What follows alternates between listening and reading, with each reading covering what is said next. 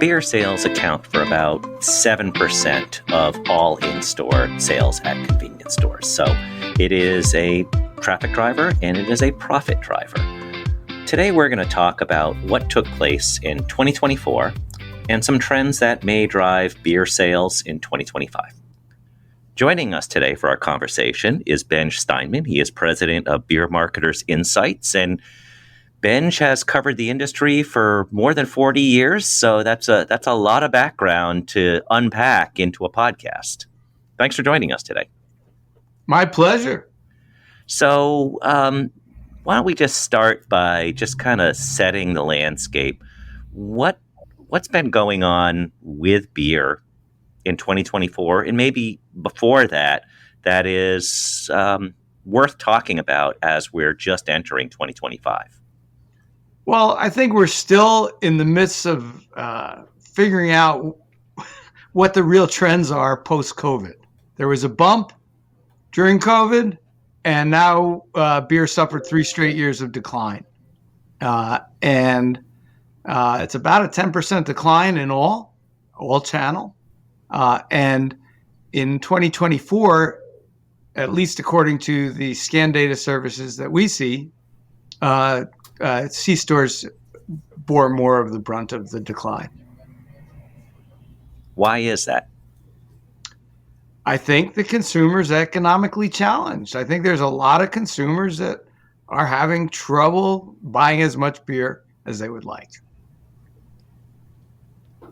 And does that mean they're looking at other channels or just trading down to another type of liquid or something else?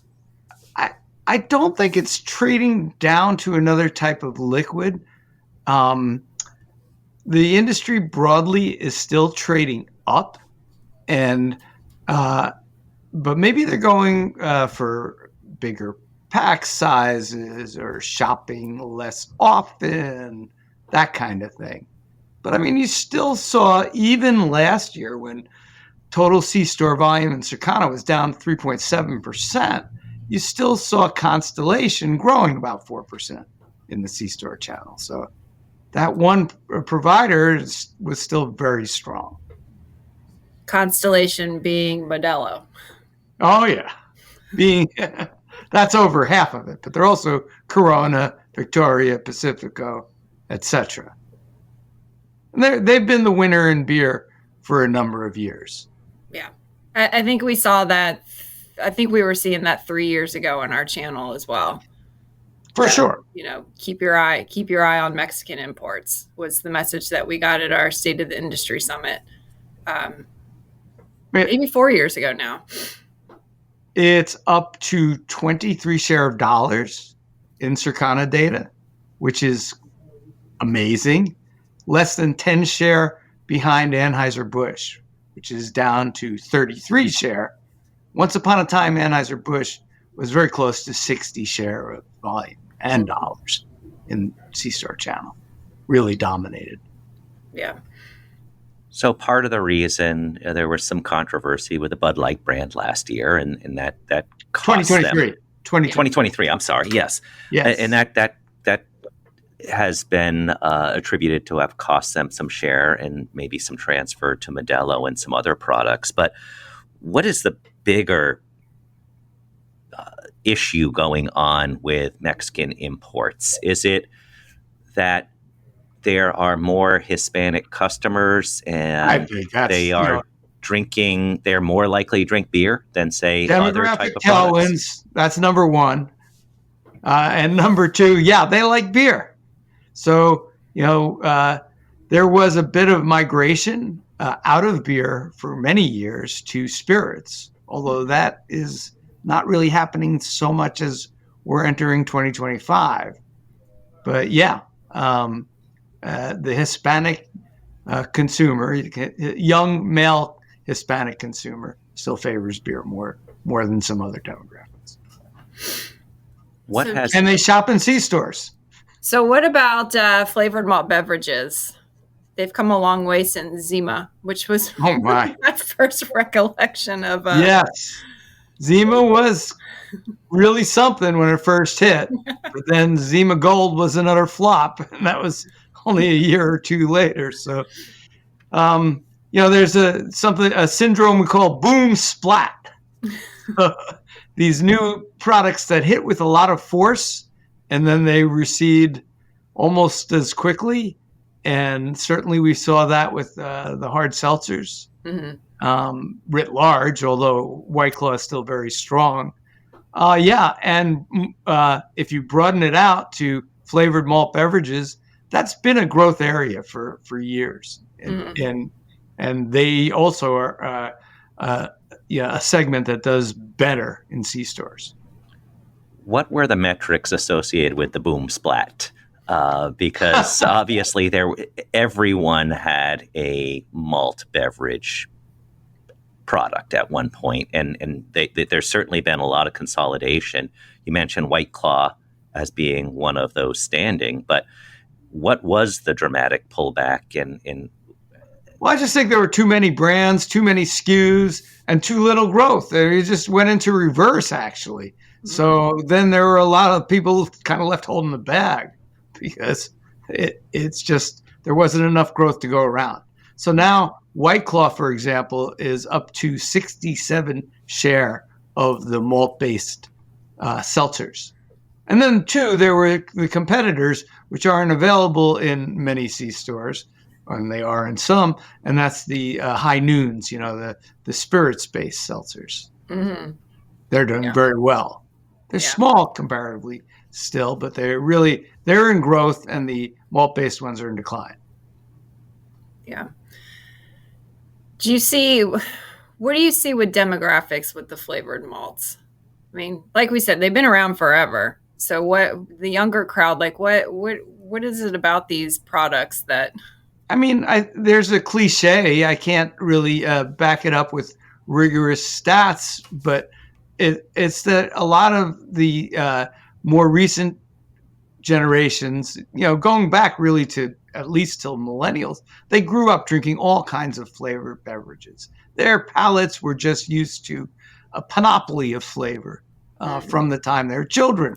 And so when they grow up and become of legal drinking age, they gravitate towards different flavors. Regular beer is just less interesting to many. To some, they want craft beer. To some, they want, the big light beer brands, even though they have collectively been in decline for a long time, they're still big brands. A lot of your consumers want those brands. One of the things I also heard, sticking on what Chrissy was talking about with the malt beverages, is, if you're having an event and you're having people over, instead of buying a couple cases of beer, you buy a couple cases of malt based products, because it translates for the male customer and the female customer better than if you're just getting beer, because it's a place where everybody can kind of say that works okay for me. I think there's a lot of truth to that. I think there are a lot of women who don't prefer the taste of beer, and the flavored malt beverages, and particularly the seltzers, are more palatable. So while there's been the boom splat in that, is there any innovation? I know we've seen some of these new entrants that continue to come into the market. We had a couple at the NAC show where you're just looking and you say, wow, that's did not see that one coming. Was it Sunny D? Was that the one? That's already started to recede, I believe. The one that really took off last year, and it's still relatively small, would be one of the spirits-based ones. Surfside just exploded last year. And, but there's less emphasis on innovation right now from the big brewers. Mm-hmm. I mean, they do, but there's nothing that's caught fire really in the last couple of years. I think there were some painful lessons coming out of seltzer, Anheuser-Busch in particular has focused on getting its house in order on its biggest brands, and Michelob Ultra's done very well, and Busch Light also. So I have a theory about Michelob Ultra. What? Have you watched Landman on Paramount? No. Billy Bob Thornton's character says he's an alcoholic, and I'm using air quotes, because he drinks Michelob Ultra. So he put down the spirits because that was, causing him trouble. So then he was drinking Michelob Ultra. I haven't heard that. That's funny. Well, you can get drunk on it, but you got to drink more. You got to drink a lot of it. And I have not watched Landman either, but for those in our industry, I've heard a lot of people say there's some real interesting messaging in there in terms of covering the industry. So side topic there, maybe we need to have Billy Bob on sometime and talk about that. But well, he definitely brought that brand out of the vault. If it was in the vault, he brought it. He brought it. I mean, it's every episode. That's interesting. I had not even, I guess I've sort of aged out of the demographic. I barely even know what the show is. Certainly know who Billy Bob Thornton is. But Michelob Ultra is everywhere. I mean, they're just spending a ton of money on soccer, on basketball, on golf, a lot of sports stuff. Convenience stores have a lot of cooler doors, and beer is a product that people expect to have cold because we sell immediate impulse. Yes. So it's not necessarily something that you're going to get in the store and have 4 days later. It's more of the moment. So when 100%. when convenience stores are looking at how they might allocate things in the cooler doors, which have limited capacity, are there big events that beer marketers are looking at putting their money towards? What are things that they might want to look out over the next year in terms of trends that they might take advantage of to maximize the use and keep those cooler doors swinging all year long? Well, I mean, traditionally it's, Super Bowl is one big one. St. Patrick's Day is another big one. The biggest beer selling days or weekends of the year are the summer ones: Memorial Day, July 4th, and Labor Day. Halloween and Thanksgiving and even Christmas are all days that are more sales than usual. But the other thing about it that's very interesting, and I'm sure maybe is even disproportionate in C-stores, but all channel, a trend that we really begin to observe more powerfully in 2024, is that the sales of beer are concentrated more than ever on those holiday weekends. So sales can still be very good on those holiday weekends compared to a year ago, even if the category as a whole is down slightly. But it's just that the weeks that are not the holiday weeks then become very bad. Soft. So occasion shopping. We've been writing about that a lot. It's a powerful trend. Like I said, I really became more aware of it in the second half of last year. It was pretty pronounced. We talked about the malt beverages. We talked about Mexican imports. Talked a little bit about domestic, but want to talk a little bit about craft. Sure. And seen some stories lately. This brewer closed. There's a collapse of U.S. breweries, whatever. I'm using air quotes just because this is the air quote show. But what is going on with craft, and what are opportunities for convenience stores, whether it's around package size or that's interesting regionality or what? Well, the craft go-go years were a while ago already. It was 2009 to 2015. 6 straight years of double-digit growth for the entire segment. Now it's down 4 or 5 years. And the C-stores were always underdeveloped on craft beer, partly because of the size of the assortment. That was really a variety play. People always wanted to try the new thing. And, that is the C-stores, that isn't going to be where they'd go. I think the thing that was interesting in recent years for craft in C stores is the growth of the single serve, and particularly the Voodoo Ranger kind of product, which has done phenomenally well. And it's kind of a blend between a craft and an FMB almost, if you will. And that's done very well. But, I'm looking at craft here, and it was down 4 in C stores last year, which is only slightly worse than it was down in all channels. So wasn't, but it's it's over 10 share of all channels in dollars and 6 share in C stores. It's, like I said, still significantly underdeveloped. I think there is opportunity. Yeah. Craft is 50% IPA. So it's even higher than that in C stores. And, some of these regional crafts, we just wrote about 2 of them yesterday. Fiddlehead here in the Northeast, Vermont-based, up 18% last year. Rheingeist, based in the Midwest, their beers were up double digits.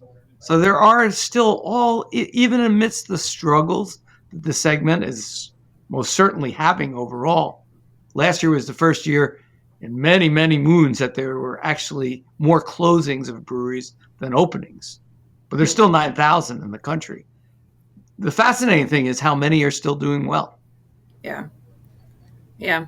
I remember with crafts when like you mentioned, when they were first hitting. I mean, I lived in Colorado at the time. So it was that area between Colorado and Oregon, upper, Northwest, like that. You couldn't get any of what was going on in that part of the country back on the East Coast. That's for sure. Massachusetts was pretty strong, and Vermont even stronger too. But New England states were almost like the Pac Northwest and Colorado. But it got to like 40 share in some states. Yeah. Unbelievable. Yeah. Anytime I came home from Colorado back to the East, someone's like, "Can you bring me back a 6-pack of Fat Tire?" Now Fat Tire is a very small percentage of right. the business. And you can get it on the East Coast now. So that's true. It's national. So sticking with the craft brews, you had mentioned single serve is doing quite well in craft. Well. C-store package, obviously. And one of the reasons is that craft beer has really embraced the can. It used to be that you had to have beer in bottles if you're craft. I think Sam Adams in the beginning was we are going to sell our beer in bottles, and they moved over to cans, I believe. And then others followed. Now, correct me if I got all that wrong, Benj. But, cans are obviously easier to transport. It also allows you to have that 16 ounce, 20 ounce, 24 ounce, whatever it is, for that single serve that somebody may not want a 6-pack and just grab one or try something that's local, that's regional, that's new. So have you seen anybody, our channel or others, really do a great job in executing and executing a playbook you would execute? Well, it's an interesting question, but to go back, I would say that craft has transitioned to cans. I think cans are now something like 70% of craft. I can double check and get you that number, and I don't have it handy, so you might want to re-record that, however you want to play it. But it's something like that, and it took over the segment, and it was actually, I think there's a company called Canarchy, which was Dale's Pale Ale. I think they were the ones that really kind of launched it, and it really took over. But the ones that are doing craft right now, actually one of the old standbys, Sierra Nevada, had a very healthy year in 2024. And I mean, it's nice to see when a traditional craft brewer can really make some hay. And for prior years, New Belgium led growth, and the other most notable grower in craft is also Athletic Brewing, which is non-alcoholic. And it's a striking paradox that NA beers, which are not well developed in C stores, our craft has become almost 35 share or so of NA beers and are growing dramatically even while they're shrinking overall. That's strange. Yeah. Yeah, it can get a little confusing with everything that's out there, right? Like you have just plain seltzer, which is just seltzer water, next to something like a White Claw, next to something that's okay. No, we're seltzer, but we're NA. Yeah, there's a ton of variety. It is a crazy competitive landscape, but it's still the big three: Anheuser-Busch, Molson Coors, and Constellation are like 70 share of the dollars. And let's see what they were in C-stores last year. That's sort of an overall number, but in C-stores, it was more. It was over. No, I don't know, 72. I'm sorry. That's right about what it was. Which is very significant. So we talked, I think we covered the landscape from NA to craft and everywhere in between. What one or two things should retailers look at for opportunities, and what are possible threats as we continue in 2025? Well, I did just mention an opportunity, which is these NA beers, which are so small that a lot of C-stores, don't really pay much attention. But they grew 30% or so last year as a whole. And that's impressive in a down industry. I mean, they're only 1 share of the business or a little more, but they're more like 3 share in food stores. So really underdeveloped in C-stores. I think that's an opportunity. I'd be remiss if I didn't mention it. And the other one still seems to me to be Mexican beers they're healthy. Imports are healthy in C-stores.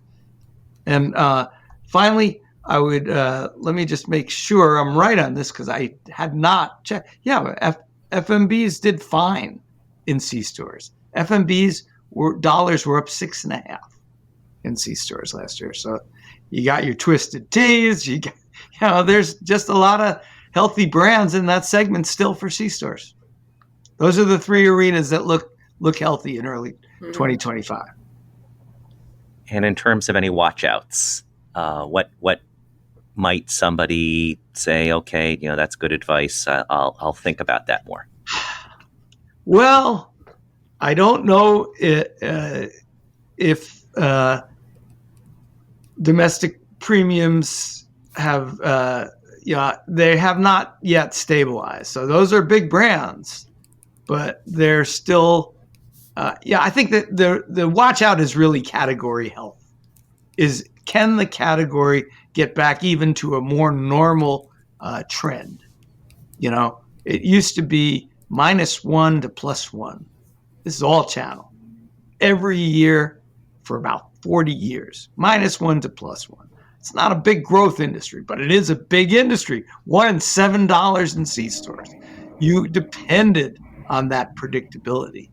And that's been thrown a monkey wrench in the last few years.